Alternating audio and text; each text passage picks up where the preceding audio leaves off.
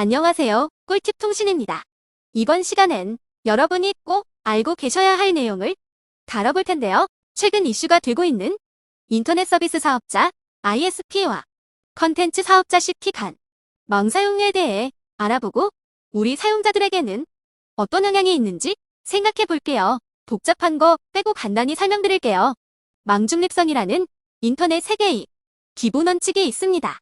우리가 요금을 내고 있는 인터넷은 사용 용량에 따라 100메가, 500메가, 1기가 등의 인터넷으로 나뉘는데 들어보셨죠? 이 용량에 따른 접속료만 내면 인터넷을 더 많이 사용한다고 돈을 더 내지는 않습니다. 그러니까 인터넷은 세계적으로 접속료만 내면 누구든지 원하는 정보를 자신의 용량에 맞게 데이터를 주고받을 수 있으며 사용량에 관계없이 무료다. 즉, 사용량은 무료. 인터넷 세상에는 망사용료라는 건 없고 망 접속료만 있을 뿐이다. 이해되시나요? 망중립성, 망사업자에 대한 규제라 볼 수 있는데요.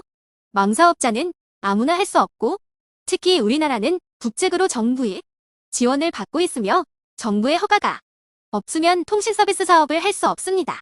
이렇게 망사업자가 독과점의 위치를 이용해 함부로 할 수 없게끔 도덕적인 규범을 세계 통용으로 정해 놓았으며 우리나라를 포함한 많은 국가가 이 원칙을 도입하고 있습니다. 인터넷 세상의 공공의 이익을 위해 망사업자 ISP가 정보의 전달을 차별하거나 차단하면 안 된다는 내용. 망사업자 ISP는 공공의 편의 증진을 위해 기차별적 수준의 요금을 책정하고 합리적인 가격으로 서비스를 제공해야 한다. 라는 내용이 포함됩니다. 통신 회선의 이용을 희망하는 자에 대해 누구에게나 개방하고 제공하는 원칙으로 공평하게 먼저 도착한 데이터부터 처리하도록 하고 있습니다. 트래픽을 많이 유발한다고 해서 차별하면 안 되는 것이죠. 사용자 입장에서는 좋은 이념입니다. 인터넷 세상의 홍익인간 개념이랄까? 자, 그럼 SK 브로드밴드와 넷플릭스는 왜 법정에서 싸우고 있으며 망사용료는 뭘까? 우리 사용자들과 콘텐츠 제작자인 네이버, 카카오 등은 한국의 망사업자에게 접속료를 내고 인터넷에 접속합니다. 넷플릭스도 미국의 망사업자에게 접속료를 내고 인터넷에 접속합니다. 이렇게 계산은 끝난 거예요. 그럼 우리 망사업자가 미국의 망사업자와 연결을 해주면 우리는 넷플릭스와 데이터를 주고받으며 볼 수 있게 됩니다. 그런데 문제가 발생합니다. 망사업자끼리 규모가 같으면 무정산 원칙으로 서로 무료가 되는데 우리나라 망사업자는 그동안 뭘 했는지 모르겠지만 규모가 작아서 상위의 망사업자에게 비용을 내야 한다고 합니다. 우리가 구글이나 넷플릭스를 많이 볼수록 우리나라 망사업자에게는 손실이 생기는 것이죠.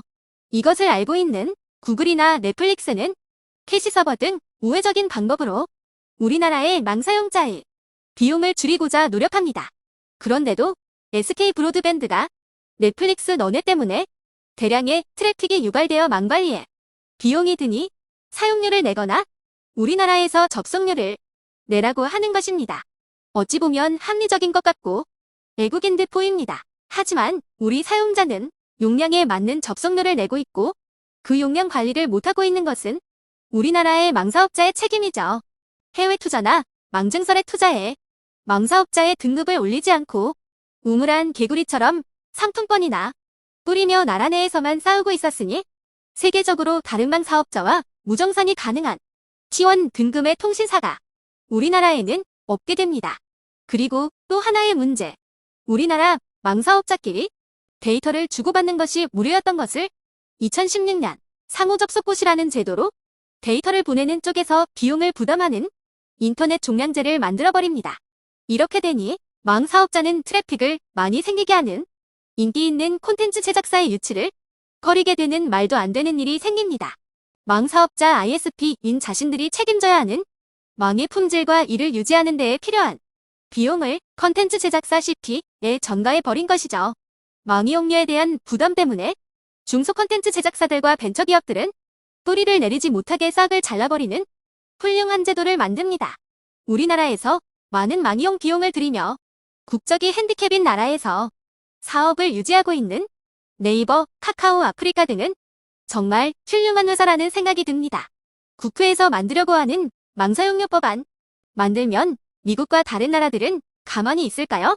결국 우리 컨텐츠 제작사들도 비싼 국내 망비용을 내고 해외에 또 망비용을 지불해야 할 것입니다. 이는 결국 망사업자인 통신사의 배만 불리는 법안이며 컨텐츠 사업자와 소비자에게 부담이 되어 피해는 고스란히 전가될 것입니다.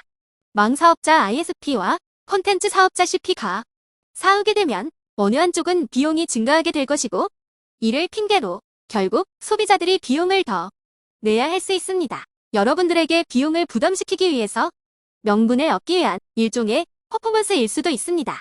망을 깔아놔도 컨텐츠가 없으면 소용이 없고 컨텐츠가 있어도 망이 없으면 소용이 없습니다. 이를 이용하는 소비자가 없으면 그것 또한 소용이 없겠죠? 공생 관계에 있는 사업체들끼리 서로 배려하고 합의를 봐야 할 상황을 우리나라만의 법으로 해결하려는 것 자체가 어불성설입니다. 인터넷 종량제, KT가 틈만 나면 외치고 있는데요. 인터넷 세상에서는 접속료만 내면 사용량은 무료라고 했죠? 이는 사용량을 내도록 하겠다는 겁니다. 사용한 만큼 돈을 내는 것은 합리적으로 보일 수 있지만 종량제가 나오면 무제한요금제는 더 비싸지겠죠? 인터넷 부익부, 빈익빈, 돈 없으면 인터넷도 마음대로 못하는 세상이 올 수 있습니다. 여러분은 지금 인터넷 복지 세상에 살고 있습니다. 이를 수호해주세요. 구글은 무서운지 조금 더 만만한 넷플릭스의 시비를 건 SK 브로드밴드, 넷플릭스를 대놓고 응원하고 있는 구글 유튜브, 세상 억울한 표정으로 관망하고 있는 네이버, 카카오 등 제대로 조사는 해보고 법을 만드는 건지 의문이 드는 국회, 세상에 없던 판결을 내려야 하는 법원, 틈만 나면 인터넷 종량제를 외치고 있는 KT, 세계 인터넷 세상의 홍익인간 같은 규범, 망중립성 원칙, 여러분, 지금 누가 훼손하려 하고 있습니까? 누구의 배만 불리려 하고 있습니까? 여러분은 어떤 생각을 가지고 계신가요? 댓글 부탁드리고 투표 링크도 달아둘게요. 그럼 또 만나요. 안녕.